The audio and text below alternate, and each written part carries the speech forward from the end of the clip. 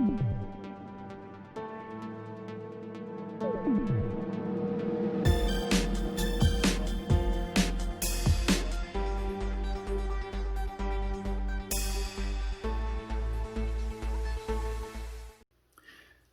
and welcome to my take. My name is Taiwo, and today I want to continue as a complement to the episode on purpose we did earlier. In this episode, I'm going to be talking about servant leadership. I want to start by saying it is a good thing to want to be great. It's fantastic. It's a great thing to want to leave a legacy as we live our lives. But the problem, or what we must contend with, are the issues of why do we want to be great, or do we want to leave a legacy, and how do we go about achieving greatness or leaving behind a legacy. So there's nothing wrong with wanting to be great, wanting to make a name, or having a name for ourselves.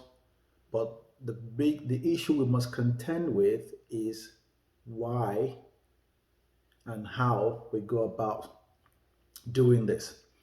Let me say, as we record this episode, the US has just concluded, well, almost concluded its election.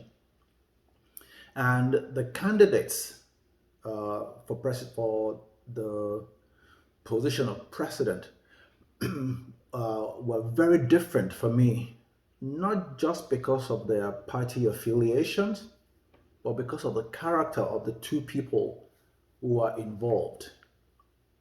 In my estimation, from my perspective, one of them demonstrates a servant leadership focus, but the other one is not. Of course, I'll leave you to determine for yourself which of the two candidates demonstrates servant leadership as a perspective or focus of their desire to be president. Now, let me read for you Mark chapter 9, verses 33 to 35, and Mark chapter 10, verses 42 to 45. So I'll read Mark chapter 9, verse 33 to 35, and then Mark 10, 40 to 45, and then we'll launch into a conversation about servant leadership as a complement to discovering and fulfilling purpose. Then he, Jesus Christ, came to Capernaum, and when he was in the house, he asked them, "What was it you disputed among yourselves on the road?" But they, the disciples, in verse 34, kept silent. For on the road they had disputed among themselves who would be the greatest. And in 35, Jesus sat down, called the 12, and said to them, "If anyone desires to be first, he shall be the last of all and servant of all. If anyone desires to be first, if anyone desires to be the greatest, he shall be the last of all and the servant of all." And in Mark chapter 10, 42 through 45, this is Jesus again, says, "But Jesus called them to himself and said to them," in this, let me quickly lay the background for this story. Two of the disciples, the brothers, James and John, came to Jesus to ask that he put them to sit right next to him on his throne when he gets back to heaven, for both of them to flank him, as it were, to be like his right hand man, his buddies, his second in command, so to speak. And Jesus says to them, "You know that those who are considered rulers over the Gentiles lord it over them, and their great ones exercise authority over them. Yet it shall not be so among you. But whoever desires to become great among you shall be your servant. And wherever of you desires to be first shall be slave of all. For even the Son of Man did not come to be served, but to serve, and to give his life a ransom for many. Again, we are talking about servant leadership. And what is servant leadership? Let me start by saying fulfillment in life. Fulfillment doesn't come from amassing wealth or influence or power. If you make those things the focus of your life, if anyone makes those things, whether influence, whether wealth or power, or the accumulation of things, if you make those things the focus of one's life, it proves that that person is insecure.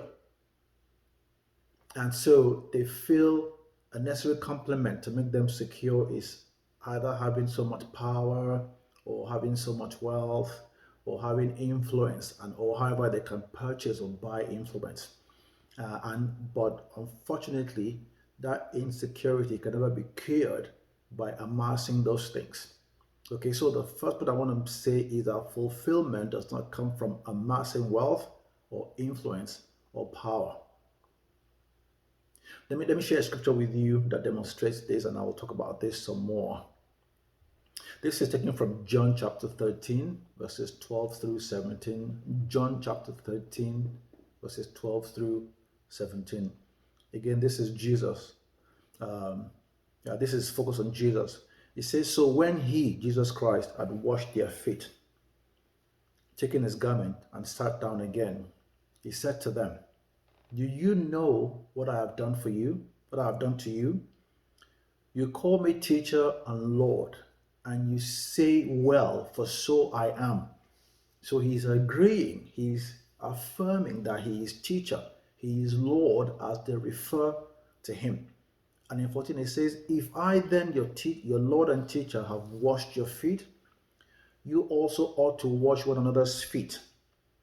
For I have given you an example that you should do as I have done to you. Most assuredly, I say to you, a servant is not greater than his master, nor is he who is sent greater than he who sent him. If you know these things, blessed are you if you do them. Jesus Christ is affirming here that your fulfillment, achieving purpose, being fulfilled is based on the fact that you serve other people. Jesus Christ agreed that or affirmed that he is Lord and he is master. Yet, rather than lord it over them, he then descends to wash their feet. The second point is that a true leader does not concentrate power on himself or herself, but empowers other people to achieve their potentials. A true leader does not concentrate power on himself or herself. They don't amass power, like I said in the first point, but rather they empower other people. Whatever power has been given to them, they as it were, disperse it, they share it out to other people so those people can achieve their own potential, because the leader understands that all of us are trying to do the master's will, not my will. If I'm the boss, I'm not trying to achieve my will. We are all trying to do the master's will. My subordinate is equally created in the image and the likeness of God, and they have a purpose. My subordinate is created in the image and likeness of God, and they have a purpose. And everybody else around me, if I'm the CEO, the gardener, the facility maintenance people, those who are the engineers in the business, those who are the accountants, those who are the HR managers, they are all created in the image and in the likeness of God, and they all have a purpose to fulfill. And if I'm the CEO, then my job is to empower all of these people to become all that God has ordained them to be. And as we do this, the will of God is done. It's not about me and my agenda, and they don't all exist to serve me. So, a true leader does not concentrate power on himself or herself. Rather, they disperse, they share out, they distribute, they empower their subordinates. You empower your friend, you empower your spouse, you empower your children to become all that God has ordained them to become. Which then means that the leader spends time with each person to know what their dreams are, to know what their potentials are, to know what their desires are. And because I have an overarching goal, an overarching vision for this unit, this business, this friendship, this community, then as long as all of those desires and dreams are in support of fulfilling this unit's vision, then my job as the leader is to empower them to fulfill their individual assignments or their individual mandates or their individual dreams so that the common overarching good is achieved. It then means, like I said, I spend time with them, the leader spends time with the subordinate, and wherever the relationship is, you know who they are, and you help them achieve. So, as an example, you should spend time knowing your friends' aspirations and find out what you can do to help them. As a husband or as one spouse, know what your spouse's aspirations and dreams are and spend time helping them achieve their purpose. Be a part of that, be their cheerleader, be a part of their success story. Whatever you can do to aid them, do it to help them achieve their purpose. Okay, that's number two. Now, let me say this as a caveat, and this is oftentimes what many people do and why they misunderstand what servant leadership is. You don't empower others because you want them to do what you want. You don't empower others to do what you want. That is manipulation. That is not servant leadership. That is manipulation. That is a transactional relationship, and the thought behind it is, I'll do what you want. I'll enable you to do what you want so you can do what I want. That is manipulation. That is not servant leadership. That is not service. That is diabolical. Let me share a verse of scripture with you, and I hope this will help. This is seen in Genesis chapter 40, verses 20 through 22. Genesis chapter 40.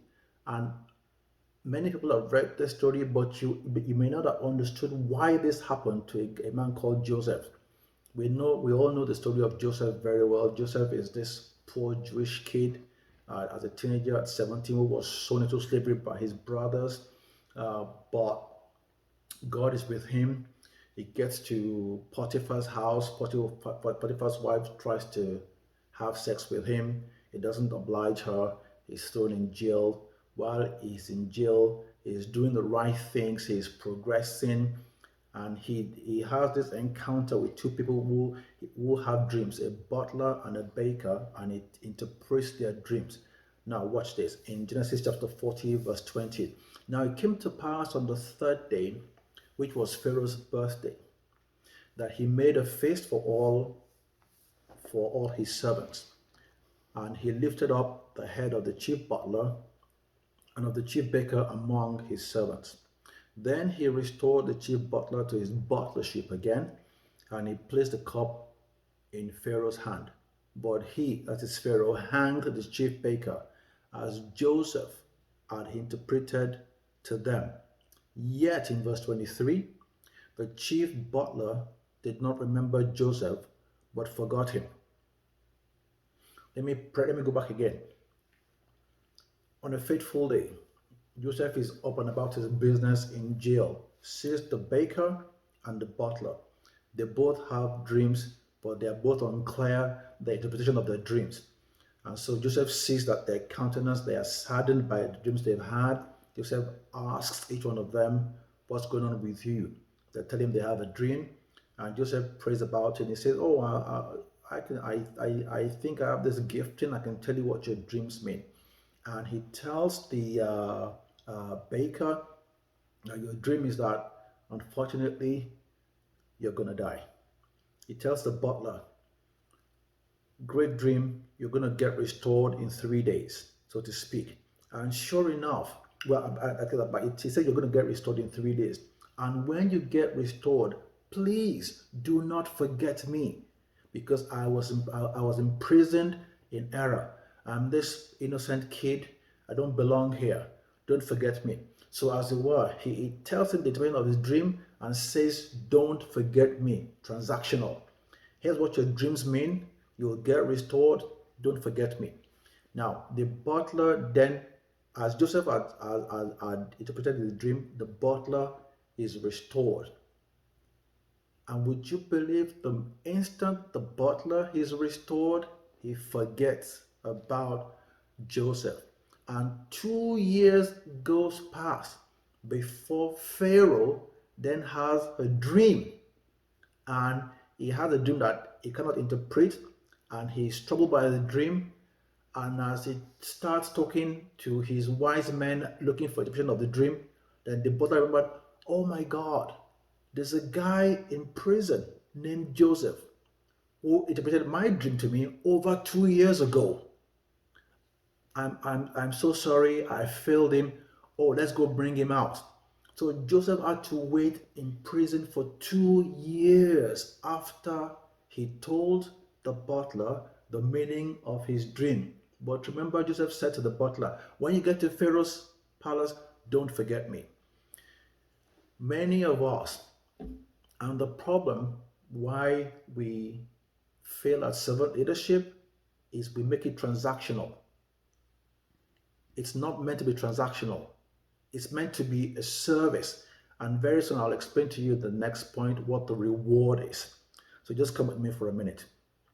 So number one, we've said fulfillment does not come from amassing wealth, influence, or power. Number two, we say a true leader does not concentrate power on himself. And number three, the final point I want to share today is a competitive spirit is antithetical to leadership. A competitive spirit is antithetical to leadership. Someone who is always comparing themselves to other people. Hey, my friend has this, uh, he has this much influence. I need to get something more than he has. So, in effect, I want to be the first among equals. I'm trying to position myself to be better than this person. They have this, I need to have that. They've got 10, I need to have 11. They've got A, B, C, I need to add E, F, and G to my own arsenal or portfolio. A competitive spirit is antithetical to leadership. We've talked, as we read through all of the scriptures, Jesus Christ has emphasized leadership is service. It is being humbled. It is being abased, not being proud. So here's the third point. Developed societies, if you notice, developed societies often recognize and celebrate achievements that improve the quality of human experience, not just achievements that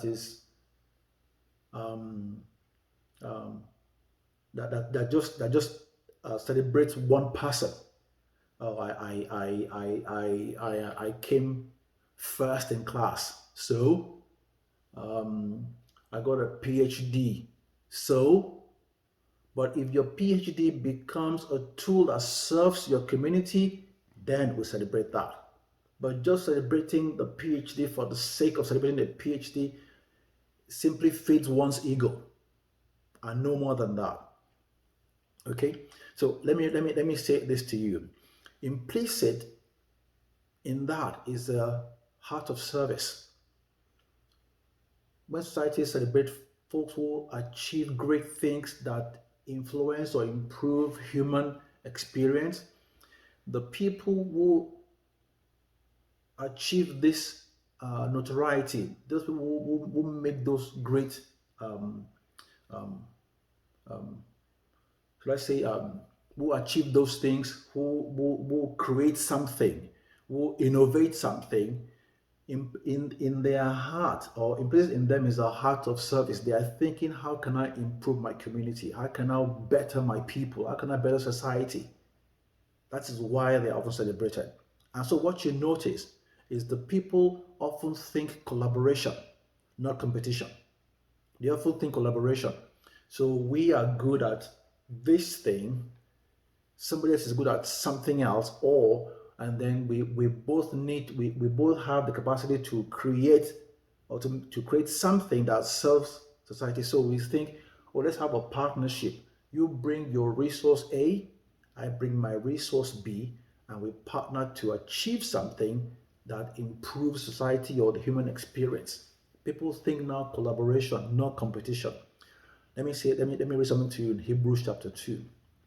I apologize. Hebrews chapter 12 and verse 2. Hebrews 12:2. It says, looking unto Jesus, the author and finisher of our faith, who for the joy that was set before him endured the cross, despising the shame, and has now sat down at the right hand of the throne of God. Looking unto Jesus, the author and finisher of our faith, who for the joy that was set before him endured the cross, despising the shame, and has sat down at the right hand of the throne of God. So here's the point. Jesus is God. God the Son left his throne and came down to earth and took the form of a regular old human being and died on the cross for us, and went back to heaven and sat back on his throne. He didn't die to get one more star on his throne. He didn't die because he didn't have a throne before. He already had a throne. He's already got the Son. He came down, took the form of a human flesh, and went back to heaven. So the question is, what was the joy that was set before him that made him endure the cross? It wasn't some extra accolade. It was you. It was me. You and I are the joy that was set before him. Let me rephrase that. You and I were created in the very beginning for a purpose. God made you and I in his image and in his likeness, and made us to establish dominion on the face of the earth. But the enemy came, introduced a distraction named sin, and that sin made it difficult for us to then fulfill the original intention of creation. Now, Jesus Christ has come down and hung on the cross, paid the sin debt, and he went back to heaven. And the joy that was before Jesus is that you and I are now restored so we can fulfill the original intention of our creation. That is the heart of a servant leader. A servant leader is not serving you so you can serve them. That's manipulation. A servant leader serves you so you can be the best that you can be. And when you become the best you can be, that is joy for the leader. I want to encourage you to serve your friend. I want to encourage you to serve your subordinates. I want to encourage you to serve your family. I want to encourage you to serve your community. When you do that, you'll be fulfilled. When you do that, you're being a servant leader. And again, you're serving not because you want to get something back, or you're not being transactional. You're serving because you understand that there's a God in heaven who made you for a purpose. And the purpose that he made you is that you may serve others. I hope this helps you. I hope you find this useful. I hope this has blessed you. My name is Taiwo. This is my take on servant leadership. Until next time, have a great day.